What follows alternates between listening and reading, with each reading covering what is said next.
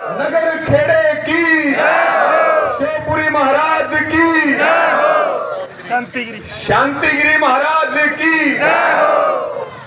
किसान मजदूर एकता जिंदाबाद जिंदाबाद जिंदाबाद किसान मजदूर एकता जिंदाबाद जिंदाबाद जिंदाबाद हमारा भाईचारा जिंदाबाद जिंदाबाद जिंदाबाद युवा शक्ति जिंदाबाद जिंदाबाद जिंदाबाद महिला शक्ति जिंदाबाद जिंदाबाद जिंदाबाद आवाज दो आवाज दो आवाज दो जय जवान जय जवान। मैं सबसे पहले तो बहुत क्रांतिकारी गांव है खेदड़ की इस पवित्र माटी को नमन करता हूं और आज 58वें दिन में आपका धरना है। आज की अध्यक्षता कर रहे हमारे सम्माननीय प्रधान जी, संचालन कर रहे हमारे आदरणीय मास्टर भीम सिंह जी, हमारे जोगीराम सिहाग जी और तमाम जो पूरे गांव ने जो एक एक कमेटी का सदस्य बनाया है वो हमारे लिए बहुत सम्मानित है। मैं सबका सिर झुका करके धन्यवाद भी व्यक्त करता हूं, उनको मेरी राम राम है हाथ जोड़ करके। और मेरे सामने बैठे मेरे पिता तुल्य बुजुर्गों, नौजवान साथियों, मेरी माताएं बहनें, प्यारे बच्चों और हमारे बुजुर्ग जो अनशन के ऊपर आज बैठे हुए हैं, रोजाना 5 बुजुर्ग बैठते हैं, इन 5 के लिए भी एक बार जोरदार तालियों से इनका धन्यवाद व्यक्त करें।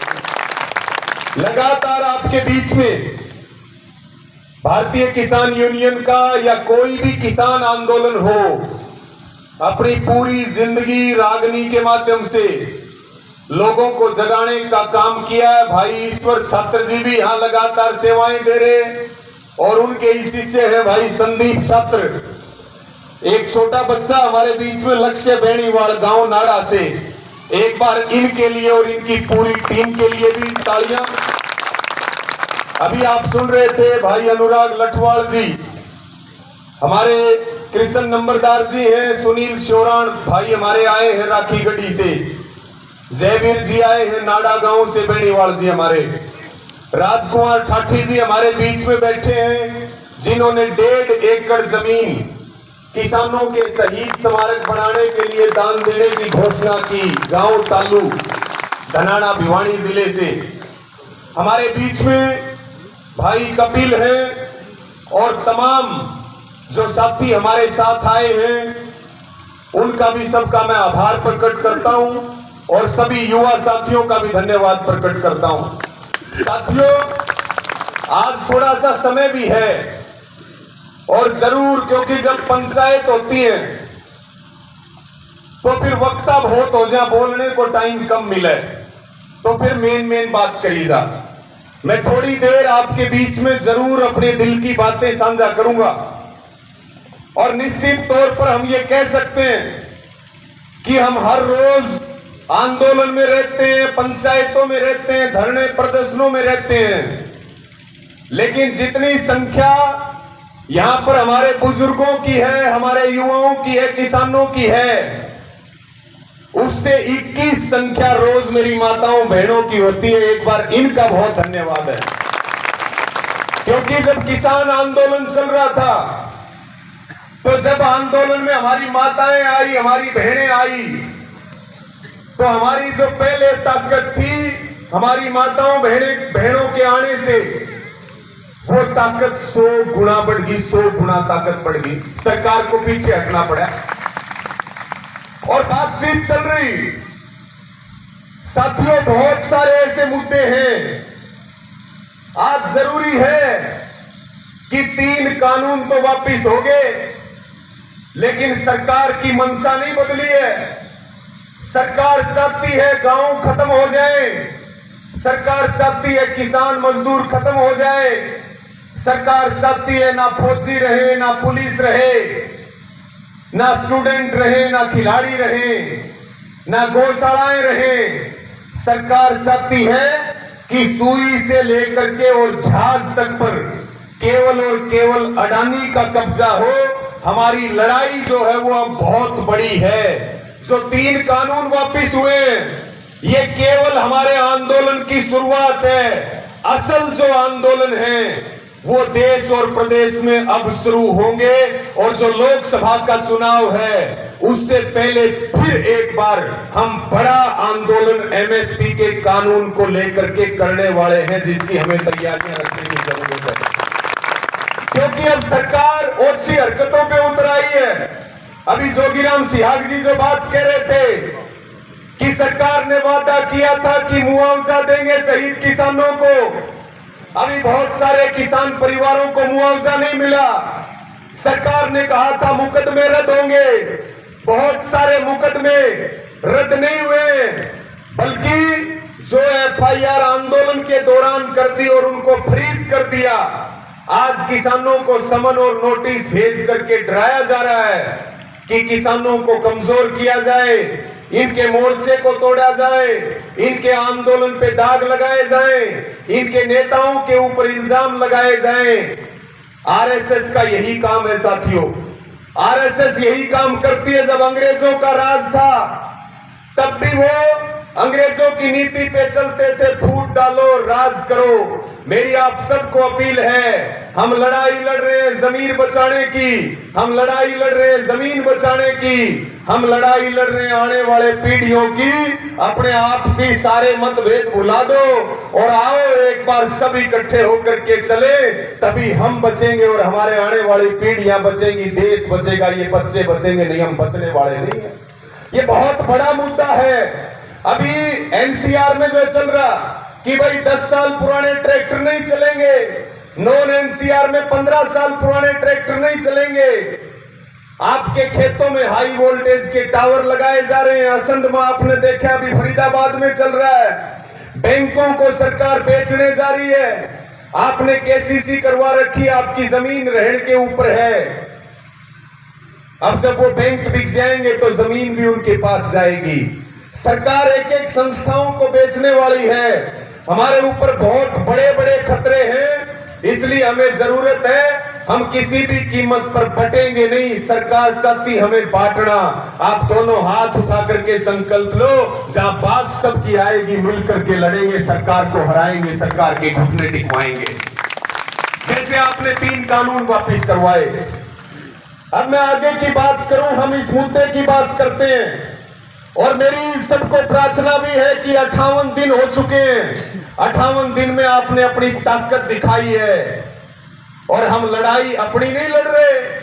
हम लड़ाई किसकी लड़ रहे?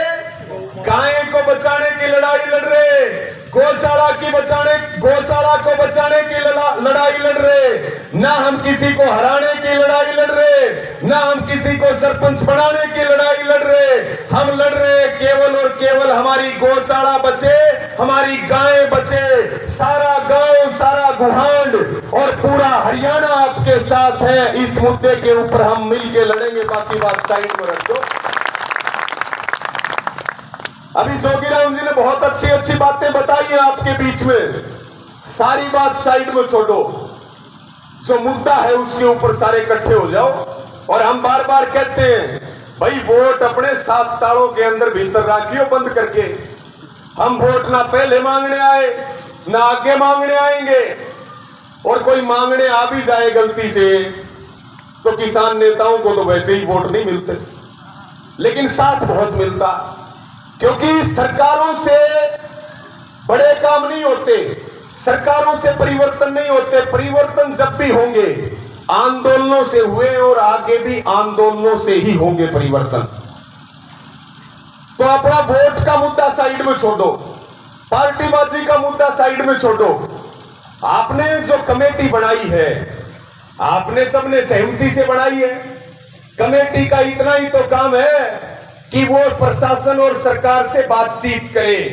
वो बात करके आते हैं, आपके बीच में आकर के बात रखेंगे। आप सहमत होंगे तो वो बातचीत को और समझौते को फाइनल कर देंगे। आप सहमत नहीं होंगे तो आंदोलन चलेगा मजबूती के साथ। इसमें किस बात की शक और शंका है? हम सब एक परिवार के सदस्य हैं। विश्वास होना बहुत जरूरी है। एक दूसरे पे विश्वास बढ़ाइए, एक दूसरे पे भरोसा कीजिए, एक दूसरे से मनमुटाव मत कीजिए। मतभेद हो सकते, मतभेद रखो, बातचीत भी करो, लेकिन मन भेद कभी किसी से नहीं रखना। हमारी लड़ाई घर की नहीं है। घर की लड़ाई हो तो रख लो, फिर मतभेद होंगे, बातचीत करो, सभी से बैठ करके उसको समझो, लेकिन मन भेद मत रखो। और साथियों, ये बहुत जरूरी है। ये जो बुजुर्ग हैं, ये पके हुए फल हैं, इनके पास जिंदगी का अनुभव है। हम भी जब काम करते हैं तो अपने बुजुर्गों से पूछते हैं कि हमारे सामने ये समस्या खड़ी है, अब हमें क्या करना चाहिए, क्योंकि उन्होंने जीवन जिया है। तो सभी युवा साथियों की जिम्मेवारी है कि वो अपने बुजुर्गों का सम्मान करें, सब एक दूसरे पर भरोसा करें। और बुजुर्गों की भी जिम्मेदारी है कि वो अपने बच्चों को मार्गदर्शन दें, उनको ठीक रास्ता दिखाएं, उनको सही रास्ता दिखाएं, उनको सही संस्कार दें, उनको ठीक रास्ता दिखाएं। ये बुजुर्गों की भी जिम्मेदारी है। साथियों, आंदोलन ना तो अकेली माताएं बहनें चला सकती, ना अकेले नौजवान चला सकते, ना अकेले बुजुर्ग चला सकते। बार बार हम पढ़ते हैं, ये मुट्ठी जो है ये जब तक खुली है इसमें कोई ताकत नहीं है। जब ये मुट्ठी बंद होती है और जब हमारा सारा कुनबा जुड़े तो सरकार के पसीने आओ और सरकार घुटने टेक देती है, सरकार हारती है हमारी ताकत से। ये आपने देखा भी है। तो बहुत अच्छा आपका धरना चल रहा, इसी मजबूती के साथ हमें इस धरने को चलाना है। और बहुत बढ़िया बात मास्टर जी कह रहे थे, जब किसान आंदोलन लंबा चल रहा था तो बॉर्डरों पे संख्या कम हो गई थी। किसान को काम भी करना पड़ता है, घर का काम भी है, खेती का काम भी है, काम धंधे भी करने पड़ते हैं, उसके बगैर काम नहीं चलता। तो आए थे दिल्ली से लेकर के, गाजीपुर बॉर्डर से लेकर के, और आप वही लोग हो जिन्होंने खेतर तक ट्रैक्टर के ट्रैक्टर लगा दिए थे। सरकार को समझ में नहीं आया था, वो ताकत आपके अंदर है। सरकार कोई जुल्म करे, कोई ज्यादती करे, क्योंकि 58 दिन हो चुके हैं। बिल्कुल हम गुरुजी की इस बात से सहमत हैं कि कोई भी बात आएगी, कोई भी कॉल आएगी तो गांव तो इकट्ठा हुए होगा। हरियाणा का ऐसा कोई जिला नहीं बचेगा जो खेतर की धरती के ऊपर नहीं पहुंचेगा यहां साथ देने के लिए। तो साथियों, मैं सबका धन्यवाद भी प्रकट करता हूं और सबको ये निवेदन करता हूं कि संगठित होकर के, एकजुट होकर के और सारी चीजों को छोड़ के आपने आधी से ज्यादा लड़ाई जीत ली है। और मैं ये मानता हूं, एक जोटा खींच के मार दो, ये काम बढ़ जाएगा और गौशाला बच जाएगी। गांव का सम्मान सारे हरियाणा में बढ़ेगा, सारे हरियाणा में, क्योंकि किसान कभी हार करके नहीं आया आज तक।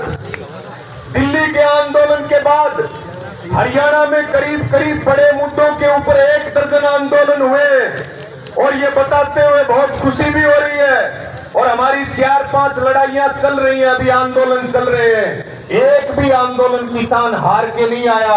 किसान हमेशा जीतता है, गांव के लोग हमेशा जीतते हैं और सरकार हमेशा हारी है, आगे भी हारेगी। बस आप इकट्ठे रहो, इकट्ठे होकर के लड़ो और बातचीत भी चलती रहनी चाहिए।